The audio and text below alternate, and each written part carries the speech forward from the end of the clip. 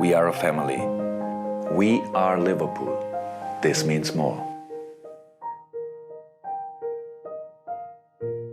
팬들이 투표한 12월의 선수로 선정된 트렌트 알렉산더 아놀드. 어마어마한 영향력을 선보였지만 6경기 1골과 2개의 어시스트, 경쟁자들에 비해 공격 포인트 숫자가 적다 보니 안타깝게도 이달의 선수상을 받지는 못했습니다. 그렇지만 현재 리버풀에게 있어 절대적인 존재감을 보이고 있죠. 아직은 완전한 미드필더로 출전하는 것이 아닌 인버티드 풀백 역할을 소화하며 경기장 안에서 위치에 따라 다양한 포지션을 소화하고 있는 아놀드는 과연 약점도 존재하지 않는 것일까요? 앞으로도 지금과 같이 풀백 포지션에서 뛰는 것이 좋은지, 온전한 미드필더로 변경하는 것이 좋은지 가볍게 살펴보는 시간을 가져보도록 하겠습니다. 미드필더, 풀백. 지난 11월 맨시티전이 끝나고 난 후 제이미 캐러건은 이런 말을 했습니다. 리버풀은 빅게임에서 아놀드를 대신해 오른쪽을 뛸 수 있는 풀백을 데려와야 합니다. 그러고선 아놀드를 미드필더로 기용하는 것이죠. 미드필더로 활용하는 것이 리버풀에게 더 큰 도움이 될 것 같습니다. 리버풀인 스티븐 제라드 이후 25야드의 기회에서 득점할 수 있는 선수가 없었습니다. 맨시티전에서 높은 위치까지 올라와 동점골을 기록한 아놀드를 보며 보다 공격적인 위치에서 뛰는 것이 팀적으로도 좋다는 의견을 냈습니다. 지금과 같이 풀백으로 나와 미드필더 옵션을 수행하게 된다면 결국 수비 상황에서는 상대의 윙포워드를 막기 위해 넓은 활동 반경을 가져가야 해서 체력적인 소모를 비롯해 공격적인 옵션으로의 활용도가 떨어진다고 본 것입니다. 이를테면 고메즈를 풀백 옵션에서 활용하며 아놀드를 온전한 8번, 10번을 수행하길 바라는 것이죠. 과거 아놀드가 인버티드 풀백 역할을 맡지 않았을 때엔 크게 논쟁이 될 만한 주제였지만 현재의 아놀드는 완전한 미드필더로도 경기를 소화하고 있기 때문에 캐러거의 주장은 충분히 이해가 되는 부분입니다. 캐러거가 지적한 부분을 요약하면 인버티드 풀백은 결국 측면 수비를 하다 보니 수비 부담감이 증가한다. 빅게임에서는 더욱 측면에서 압박을 많이 받아 볼을 받는 숫자가 감소하여 후방 컨트롤 타워 역할을 제대로 수행할 수 없다. 오픈 플레이 상황에서 더 많은 공격 포인트를 쌓을 수 있는 선수가 지나치게 내려앉아 메이킹 영향력을 100% 발휘하지 못한다. 이렇게 세 가지로 해석할 수 있습니다. 온전한 미드필더 역할을 맡게 된다면 6, 8, 10번 역할을 모두 수행할 수도 있는 능력을 지니고 있는데 공격 재능이 뒤에 머물러 있다는 것이죠. 그렇다면 아놀드가 미드필더로 나서는 것이 효율적일까요? 아니면 지금처럼 풀백으로 나서며 중앙, 측면을 소화하는 것이 효율적일까요? 혹여나 과거와 같이 직선적인 풀백 역할은 안 될까요? 하시는 분이 있어서 답해드리자면 더 이상 그때의 아놀드는 볼 수 없습니다. 이유는 간단합니다. 이미 경기장 내에서 풀백의 움직임, 미드필더의 움직임 모두 수행하고 있기 때문이죠. 과거처럼 풀백 역할만 수행하는 것은 아놀드의 장점을 한 가지 부분에서만 활용하는 것이라서 효율 측면에서 보면 최대치를 뽑아내지 못합니다. 따라서 우리가 생각해야 하는 것은 인버티드 풀백에서 더욱 진화시킬 것이냐, 아니면 미드필더로 출전해 풀백 자리를 다른 선수에게 줄 것이냐, 두 가지 선택지밖에 없습니다. 캐러거가 말한 첫 번째, 인버티드 풀백은 결국 측면 수비를 하다 보니 수비 부담감이 증가한다. 정말 단순하게 개인에게 가해지는 압박만을 생각해 본다면 미드필더로 옮기는 편이 더 괜찮을 수 있습니다. 이처럼 애매하게 표현할 수밖에 없는 이유는 중앙으로 옮겼을 때에는 포백 보호, 우측 좌측 가리지 않고 수비 시도, 범위 자체는 더 늘어날 수도 있기 때문입니다. 이를 두고 수비 부담감, 체력 소모가 완전히 줄어들 것이라 표현하기엔 무리가 있다는 것이죠. 그렇지만 미드필더가 더 괜찮다 말하는 이유는 측면에서 윙포워드와 1대1 매치업 빈도가 줄어든다는 것, 이 부분이 굉장히 큽니다. 볼 소유 과정에서 중앙에 있다가 볼이 끊겨 측면으로 내려와 수비해야 하는 행위 자체는 크게 문제되지 않지만 아놀드가 윙포워드와 1대1 매치업에서 강점을 가지고 있는 선수는 아니기 때문에 한 번의 실수만 하더라도 곧바로 팀의 실점으로 이어질 확률이 대단히 높습니다. 솔직하게 전체적인 수비로 해석하는 게 아니라 1대1 수비 능력만 두고 봤을 때에는 약점에 가까운 게 맞습니다. 이를 데이터로 보시죠. 간단하게 드리블러에게 성공한 태클, 시도한 수치, 태클 성공률, 아예 드리블러에게 태클 시도조차 하지 못한 수치라고 나오긴 했으나 그냥 드리블 허용 수치라고 보시면 됩니다. 태클을 아예 못하고 지나쳤다는 것이니까요. 이번 시즌 프리미어리그 태클 시도 기준으로 순위를 나열했습니다. 1위는 팔리냐, 2위는 포로, 3위는 트리피어, 4위는 아놀드, 5위는 로빈슨, 그리고 그 외에 진첸코, 고메즈. 사실 수비 지표라는 것 자체가 수비를 많이 하는 선수일수록 수비 시도, 성공 횟수도 높게 나올 수밖에 없어서 성공도 많고 실패도 많을 수밖에 없습니다. 그래서 태클 성공률 자체에 너무 고평가할 필요는 없습니다. 어느 상황에서 어떤 수비를 보였는지 자세히 살펴봐야 하니까요. 팀 압박을 많이 하는 팀의 경우 선수 개개인의 드리블 허용 수치도 일정 수준 높아질 수밖에 없고요. 하지만 그렇다 해도 아놀드의 드리블 허용 41에는 좀 많이 높습니다. 물론 드리블 허용이라는 것이 1대1에서는 공간을 내주더라도 뒤에서 센터백 혹은 미드필더가 커버해준다면 큰 문제가 되지는 않습니다. 그렇지만 단순히 개인 능력으로만 봤을 때 당연히 부정적인 수치라 볼 수 있겠죠. 그간의 커리어를 두고 봤을 때에도 이번 시즌이 지나치게 높습니다. 있습니다. 역대 기록을 90분당으로 세무화해서 보시면 23-24 시즌 현 시즌 3.55회 시도, 3.5% 성공률, 41회 드리블 허용, 우선 태클 시도 횟수가 압도적으로 높아졌습니다. 예전에는 우측에서 윙포워드만 마주하면 되었는데 이제는 중앙과 우측을 동시에 커버를 해야 할 정도로 커버 범위가 애매하게 넓어진 것입니다. 커버 범위도 늘어난 마당에 측면으로 내려가 윙포워드와 1대1 매치업까지 현재 수비 부담은 2배로 늘었다 보시면 됩니다. 이러한 부분 때문에 클롭이 간간히 경기 중후반부에는 고메즈 혹은 브래들리를 넣어 아놀드를 온전한 미드필더로 돌리며 수비 부담감을 덜어주는 것입니다. 결국 미드필더로 변경하게 되었을 때 중앙에서 보이는 수비력은 주변 선수들과의 호흡을 통해 파악해봐야겠지만 분명한 것은 1대1 수비 상황이 지금과 같이 자주 발생하지는 않을 것이라서 아놀드의 부담감은 줄어들 확률이 높다. 인버티드 풀백 역할을 맡고 있는 현 상황에서 아놀드의 측면 수비는 부담 그리고 약점에 가깝다. 두 번째, 빅게임에서는 더욱 측면에서 압박을 많이 받아 볼을 받는 숫자가 감소하여 후방 컨트롤 타워 역할을 제대로 수행할 수 없다. 인버티드 풀백을 활용했을 때 얻을 수 있는 이점이 훨씬 많지만 한 번씩 이 모든 것을 상쇄해버리는 부분이 바로 이것입니다. 노골적인 우측 공격. 수비 상황에서는 결국 측면을 보호해야 하는 아놀드가 집중적인 공략을 당하게 되면서 아놀드로부터 시작되는 패스 전개 흐름에도 큰 영향을 끼치게 됩니다. 이는 경기 장면으로 직접 보시죠. 맨시티와 리버풀과의 경기에서 있던 여러 장면 중 하나입니다. 지공 상황에서 도쿠가 리버풀의 우측에서 볼을 잡고 베실바가 아놀드 뒷공간으로 패스를 달라고 손짓합니다. 측면에서 무언가를 창출하려 했지만 선동작에서 존스가 볼을 빼앗고 소유권을 되찾습니다. 이후 존스는 몸을 돌려 곧바로 아놀드를 쳐다보죠. 이는 맨시티 선수들의 많은 숫자가 라인을 높인 상황에서 아놀드의 롱킥 하나로 블록을 뚫어내며 살라 누네스로 향하는 다이렉트 공격을 하기 위함인데 베실바는 이를 알고 패스 공간 차단, 도쿠도 아놀드를 향해 압박을 가하죠. 존스는 어쩔 수 없이 몸을 돌려 알리송에게 패스를 하게 됩니다. 결국 아놀드는 볼을 받지 못하게 됩니다. 별로 중요하지 않은 부분 같아 보이지만 리버풀의 우측이 노골적으로 공략당했을 때 발생할 수 있는 최악의 루트가 바로 이것입니다. 우측을 공략당하면서 리버풀의 전체 라인을 내린다. 당연히 아놀드도 같이 내려앉아야겠죠. 그 다음 공격 과정에서 볼 소유권을 탈취당하더라도 아놀드가 볼을 받지 못하게끔 곧바로 압박을 한다. 아놀드가 아닌 다른 패스 대상을 찾다가 어정쩡한 볼 처리가 진행된다. 그리고 결국 소유권을 다시 상대에게 내준다. 상대가 지속적으로 아놀드를 공략하게 되면서 아놀드는 계속해서 아래로 내려올 수밖에 없는데 만약 상대가 공격 과정에서 볼 소유권을 우측에서 잃더라도 곧바로 아놀드를 압박하여 패스 루트를 차단하게 되면 이 순간 볼을 전방으로 빼내는 것이 정말 쉽지 않습니다. 만일 팀 압박에 능하지 않은 팀이라면 이와 같은 행동이 되려 역습을 막기 더 좋은 구조로 이어지겠지만 일반적으로 아놀드를 이처럼 내려앉힐 수 있는 힘을 가진 팀의 경우 전방에서부터 이어지는 역압박은 대단히 조직적인 움직임을 보일 확률이 높죠. 정확히 리버풀이 원정에서 무승부를 거둔 맨시티와의 경기에서 아놀드는 키패스를 기록하지 못했으며 파이널 서드로의 패스 4회 투입 시즌 최저 기록이고 특히 맨시티전에서는 볼 리시브 횟수 31회, 2명이 퇴장당했던 뉴캐슬전 30회, 점유율 35%로 볼을 잡지 못했던 첼시 26회, 이 다음으로 가장 낮은 수치를 보였습니다. 당연히 이날 맨시티의 공격 진행 방향은 좌측으로 쏠려 있다는 것, 즉 아놀드가 있는 우측에서 많은 공격 진행을 했다는 것을 의미합니다. 한편으로는 얼마나 아놀드가 리버풀의 핵심적인 역할을 맡는지 의미하며 또 다르게 보면 아놀드가 측면에서 통제되었을 때 리버풀의 결과도 안 좋은 방향으로 흘러갈 확률이 매우 높다는 것을 의미합니다. 세 번째, 오픈플레이 상황에서 더 많은 공격 포인트를 쌓을 수 있는 선수가 지나치게 내려앉아 메이킹 영향력을 100% 발휘하지 못한다. 곧바로 기록으로 보시겠습니다. 1월 15일 기준 찬스 메이킹 지표로 프리미어리그 내에서 1위는 브루노 페르난데스, 아놀드는 49회로 5위에 위치하고 있습니다. 이 또한 얼마나 대단한 기록이냐 하면 후방에서 컨트롤 타워로 움직이며 공격적인 옵션으로 활용되는 것이 아님에도 49회로 5위입니다. 하지만 이를 조금 더 상세히 보면 49회에서도 오픈플레이 상황에서 만들어낸 찬스는 27회, 위에 나온 선수들과 비교하면 조금 낮죠. 한마디로 데드볼, 코너킥, 프리킥 이런 상황에서 찬스를 많이 만들어냈다는 것입니다. 살라는 오픈플레이 상황에서 만든 기회가 46회, 14골을 넣으면서 브루노 페르난데스가 창출하는 메이킹 수치보다 높습니다. 미친 선수라는 것이죠. 아놀드로 돌아와서 표면적인 공격 포인트는 2골 3도움이긴 하지만 찬스 메이킹은 리그 전체 5위, 파이널 서드로 투입되는 패스의 수치는 255회로 리그 전체 1위입니다. 딱히 비교 대상도 없죠. 이 또한 압도적인 숫자라 볼 수 있습니다. 캐러거가 하고 싶은 말은 후방에서 아놀드가 못하고 있다는 것이 아닌 후방에서도 이 정도의 퍼포먼스를 보이는 아놀드가 앞선에서 뛰게 된다면 얼마나 팀에 직접적인 영향력을 줄 수 있을까. 100점 만점에 95점의 능력을 보여주는 선수가 한 칸 더 높게 뛸 수 있다면 97점, 98점, 100점에 근접할 수 있는 것이 아닐까? 이런 의미라 볼 수 있죠. 간단히 데브라이너를 6번에서 쓰고 있다 보는 것입니다. 종합, 캐러거가 언급한 빅게임에서의 미드필더 아놀드는 충분히 일리 있는 말입니다. 다른 경기라면 아놀드가 인버티드 풀백 역할을 맡더라도 2선까지 올라와 보다 공격적인 움직임을 소화할 수 있지만 빅게임에서는 노골적으로 아놀드의 움직임을 견제할 것이라서 마냥 전진 빈도를 높일 수는 없으니까요. 하지만 현재 클롭이 아놀드를 인버티드 풀백 포지션에 포지션에서 주로 활용하며 온전한 미드필더로 활용하지 않는 이유는 결국 다재다능함 때문입니다. 중앙으로 아놀드를 둔다면 직접적인 찬스 메이킹은 보다 올라갈 수 있겠지만 아놀드의 로테이션 범위가 제한될 우려도 존재합니다. 현재는 우스토퍼 포지션으로 빠지든 중앙 하프백으로 내려와 볼을 받든 측면 풀백 위치로 내려가 압박을 분산시켜 직선적인 스루 패스를 넣어주든 가끔은 올라가서 슈팅 마무리하고 오든 풀백 위치에서 얼리 크로스를 올리든 다양성을 부여할 수 있지만 미드필더로 나서게 된다면 결국 측면에서의 와이드한 움직임은 소화하기 힘들 것입니다. 현 리버풀 스쿼드 내에서는 온전한 미드필더로 나서더라도 더블 볼란치의 한 자리, 즉 6번 역할을 수행하는 것이 베스트이지 않을까 생각하고 있습니다. 만일 아놀드에게 8번 미드필더 역할을 부여하여 자유도를 제공해 준다면 현재 6번 자리에는 훨씬 더 높은 수준의 수비적인 역량을 보여줘야만 합니다. 여러모로 아놀드의 다재다능함이 더 큰 욕심을 만들어주고 있으니 우리는 아놀드의 진화 과정을 즐겁게 바라보면 될 것 같습니다. 선수 구성에 따라 아놀드는 어떤 역할이든 변화할 수 있는 능력을 지니고 있으니까요. 그럼 다음 시간에 뵙겠습니다. 안녕.